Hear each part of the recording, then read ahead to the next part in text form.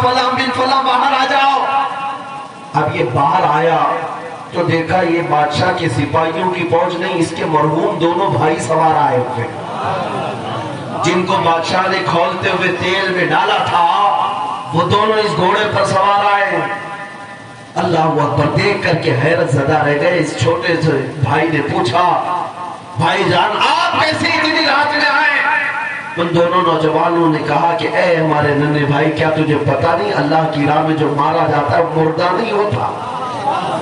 اللہ تعالیٰ نے ہمیں برزخی زندگی بخشی ہے، اور یہ جو جماعت تو دیکھ رہا ہے یہ صحابہ کے شہیدوں کی جماعت ہے، بدر و حنین و احد و خندق کے شہداء کی جماعت ہے.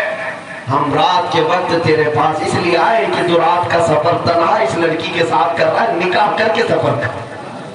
میرے عزیزوں اب یہاں پر ایک نکتہ ہے. اس نوجوان نے پوچھا کہ وہ کھولتے ہوئے تیل میں جب آپ کو ڈالا جا رہا تھا کس قدر گرم تھا. میرے پورے واقعے کا خلاصہ لب لبا اصل غرض مدعا یہی ہے، کس قدر وہ کھولتا ہوا گرم تیل تھا جب آپ کو ڈالا جا رہا تھا، درد کتنا ہوا ہوگا، تکلیف کتنی ہوئی ہوگی. ان دونوں بھائیوں نے مسکرا کر کے کہا ہے میرے چھوٹے بھائی کون سے درد اور کون سی تکلیف کی بات کر رہا ہے؟ جس وقت وہ جلاد ہمیں اٹھا کر تیل میں ڈال رہا تھا سامنے چہرے جمال جہاں آرا میرے مصطفیٰ کا نظر آ رہا تھا. رسول پاک صلی اللہ تعالیٰ علیہ وسلم کو دیکھ رہے تھے، ہمیں پتہ ہی نہیں چلا روح کب نکلی اور ہم کب تیل میں ڈالے گئے. یہ ہے ان کی محبت میں جو زخم کھائے اسے دردوں سے بھی آزاد کر دیا جاتا ہے. اسی لیے کہا بریلی کے امام نے جان ہے عشق مصطفیٰ روز فضو کرے خدا جس کو ہو درد کا مزہ ناز دوا اٹھائے کہ وہ خاک ہو کر عشق میں آرام سے سونا ملا. جان کی اکسیر ہے الفت رسول اللہ.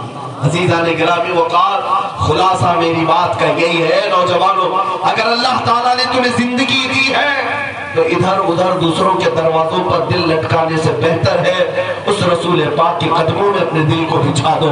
ہم نے دیکھا ہے کچھ نوجوانوں کو کہ ایک تھا ہمارے پاس آیا بیچارہ بڑا پریشان تھا وظیفے اس کو اعمال چاہیے تھے. کیوں میاں؟ گھبرایا ہوا ہے، چہرہ اترا ہوا ہے. کہا محبوبہ چھوڑ کر چلی گئی ہے، 3 سال سے تھا لیکن آپ کو دھوکہ دے کر دوسرے کے ساتھ چلی گئی. لٹکا ہوا منہ ہے، اسے وظیفہ چاہیے، اب اعمال چاہیے. ایک دو نہیں دسیوں ایسے ہیں، دسیوں ایسے ہیں. کچھ خودکشی میں چلے گئے اور کچھ تو بیچارے شعر و شاعری میں لگ گئے کہ معشوقہ چلی گئی چھوٹ گئی. اب ان کے موبائل کے سٹیٹس وہی ہے، ان کے میسیجز بھی وہی ہیں، ان کا درد یہی بول رہا ہے کہ صنم بے وفا چھوڑ کر چلی گئی. اے نادان تو نے دنیا کی ایسی محبوبہ پر دل کیوں لگایا جو آج تیرے ساتھ ہے کل کسی اور کے ساتھ ہے. کاش اس گنبد خضرا کے مکی کے ہاتھ میں دل دیا ہوتا. وہ تاجدار مدینہ اتنا غیور ہے کہ دنیا میں آخری سانس تک تیرا ہاتھ نہیں چھوڑتا، بلکہ قبر میں پہنچے تو وہاں بھی آئے، حشر میں پہنچے تو وہاں بھی آئے، یہاں تک کہ پل صراط پر گزرنا ہو تو وہاں بھی تیرا ہاتھ نہیں چھوڑتا. ہاتھ دھو تو اس بارگاہ میں دے دو. حضور نبی مکرم صلی اللہ تعالیٰ علیہ وسلم کی طرف اپنے آپ کو سپرد کر دو. اعلیٰ حضرت فاضل بریلوی اعلیٰ حضرت اسی لیے بنے کہ انہوں نے کہا ہے کہ اپنے دل کا ہے انہی سے آرام، سونپے ہیں سب انہی کو سارے کام. لو لگی ہے کہ اس در کے غلام چارہ درد رضا کرتے. میرے عزیزوں فاضل بریلوی نے یہی تو کہا تھا، انہیں جانا انہیں مانا نہ رکھا غیر سے کہا للہ الحمد میں دنیا سے مسلمان گیا. یہ ایک ایسی عظیم دولت ہے جو اس پر فدا ہوتا ہے مولا اسے اتنی بلندی عطا کرتا ہے. ہم آج بھی محفلوں میں دیکھ رہے ہیں اعلیٰ حضرت کا نعرہ کیوں لگایا جاتا ہے؟ آپ اعلیٰ حضرت کے خاندان والے ہو، آپ ان کے خاندان والے ہو. میرے عزیزوں صرف مرید ہونے کی بھی بات نہیں، ان حلقوں میں بھی میں نے دیکھا ہے جن کا سلسلہ کسی اور سے ہے لیکن مسلک اعلیٰ حضرت اور عشق و محبت کے نعرے وہاں پر بھی. حد تو یہ ہے ہندوستان تو ہندوستان مصر میں بھی مشائخ کو میں نے کھڑے ہو کر مصطفیٰ جان رحمت پڑھتے ہوئے دیکھا.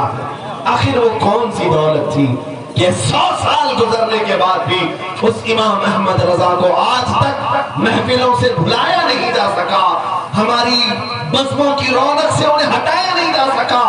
وہ ایک ہی دولت ہے میرے عزیزوں، اس امام احمد رضا نے پوری زندگی بھر نہ اپنے باپ کے قصے से गाए, ना अपने दादा के कसीदे पढ़े, बल्कि जब भी कलम उठाता था तो कहता था सरवर कहूँ कि मालिक व मौला कहूँ तुझे, बाग़े खलील का गुले ज़ैबा कहूँ तुझे।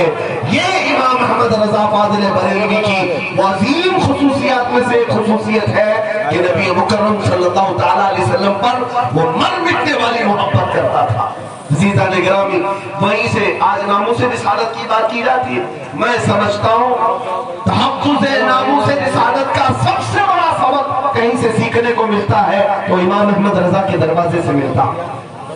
पूरी जिंदगी आप देखें, अरे मियाँ उन्होंने इतनी चीज भी बर्दाश्त नहीं की कि अगर कोई कह दे रसूल पाक सल्लल्लाहु अलैहि वसल्लम का जुब्बा मैला हो गया था, ये भी मेरे आला हज़रत ने बर्दाश्त नहीं किया। मैले तो कपड़े होते ही है ना, ये फितरी बात है, 2 दिन पहनोगे मैले होंगे, लेकिन आला हज़रत ने फरमाया रसूलुल्लाह के लिबास को ये भी ना कहा जाए कि मैला हो गया, बल्कि यूं कहा जाए कि गर्दो गुबार ने उनके वो जुब्बे के बोझे लेना शुरू किए, गर्दो गुबार ने उनके लिबास को बोझे लिए। ये अदब है बारगाह रिसालत। वो इतनी चीज भी मेरे मुस्तफा करीम की बारगाह में बर्दाश्त नहीं करते थे। अज़ीज़ान गिरामी वक़ार, यही इमाम अहमद रज़ा की अजीम खुसूसियत थी जो मुहाफ़िज़ नामूस रिसालत थे और पूरी उम्मत को उन्होंने यही दर्स दिया है। आज मैं अपनी गुफ्तगू के खुलासे में सिर्फ इतना ही कहना चाहूंगा, आज ले उनकी पनाह, आज मदद मांगो, फिर न मानेंगे क़यामत में अगर मान गया। ऐ नौजवानों, आज तुम्हारे अखलाक और किरदार किस तरफ को जा रहे हैं, किस तरफ को जा रहे हैं? क्या तुम्हें ये ज़ेब देता है कि तुम यहूद और नसारा की तकलीफ पर चलते रहो? हमारे वो नौजवानों को देखकर मुझे अफसोस होता है जिनकी सुबह गाने की धुन पर होती है, रात में बिस्तर पर सोए तो म्यूजिक की धुन पर सोए। तुम रात को सोते वक्त भी फिल्मी गानों पर सोए और सुबह उठे तो गानों की धुन पर उठ रहे हो।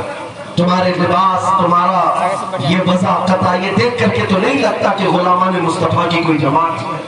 तुमने आज अपने बालों से लेकर अपने लिबास तक, अपने खाने पीने और अपने रहन सहन तक सारी चीजें बदल डाली। मैं समझता हूँ दुनिया ने जुल्म किया है हमारे साथ कि हमारे सामने फैशन नाम से और मॉडर्निज्म नाम से कई चीजें लाकर हमारे असली अखलाक को छुड़ा लिया।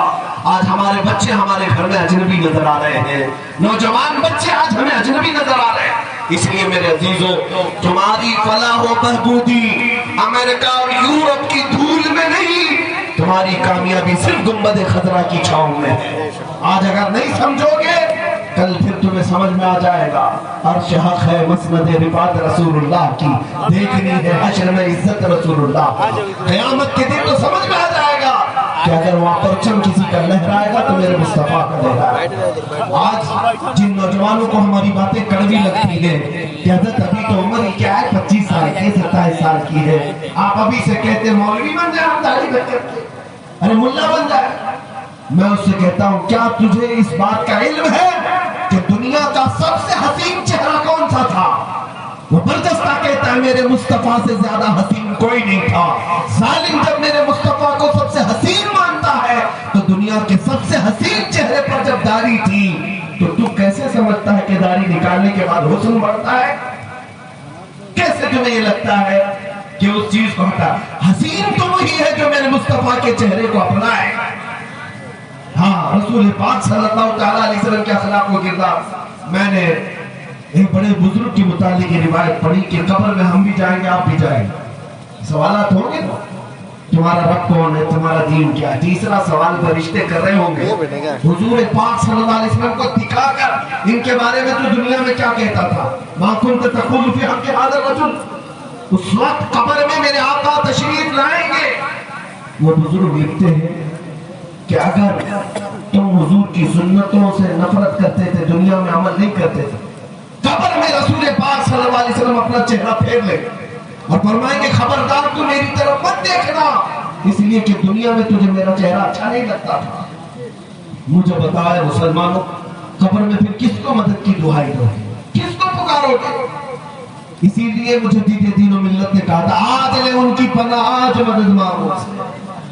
फिर न मानेंगे क़यामत में, अगर मान गया वो सहाबा इकराम रिज़वानुल्लाह तआला अलैहिम अजमईन सारी मुसीबतें उठा करके भी میرے نبی پاک کی ایک چیز چھوڑنے کو بھی تیار نہیں ہے. حضرت خبیب ابن عدی جن کو مکہ والوں نے پوری طرح سے مسلا کر دیا تھا, ان کے ناخن پکڑ سے کھینچے تھے, ناک کاٹ دی تھی, کان کاٹ دیے تھے, ہونٹ کاٹ دیے, آنکھوں میں سلائیاں پھیری. تب جا کر کے کسی ظالم مکہ کے رہنے والے ایک شخص نے کہا تھا, خبیب کیا ہی اچھا ہوتا تیری جگہ محمد ہوتے اور تو آرام کر رہا ہوتا. اس وقت بھی حضرت خبیب کو جلال آیا, کرتے ہوئے جسم کے ساتھ کہتے خبردار دوبارہ یہ جملہ مت کہہ. خبیب کو اس بات کے لیے تو تیار محسوس کرے گا کہ میرے جسم کے 1000 ٹکڑے ہو جائیں, لیکن میں اس بات کو ہرگز گوارا نہیں کروں گا کہ میرے نبی کے قدم میں کانٹا بھی چبھ جائے. کانٹا بھی چبھنے کو برداشت نہیں کرتے.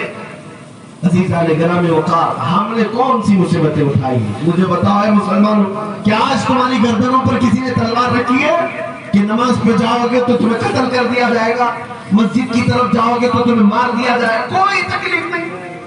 پھر بھی ہم مزے سے نمازیں چھوڑے ہوئے, مزے سے سوچ کر کے نمازیں چھوڑے ہوئے.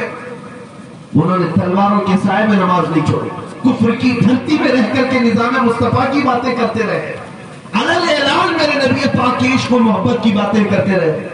آپ سے بھی پوچھا جائے گا, ہم سے بھی پوچھا جائے گا. سوال تو ہوگا, جو عاشقان مصطفیٰ کی جماعت کہلاتے ہیں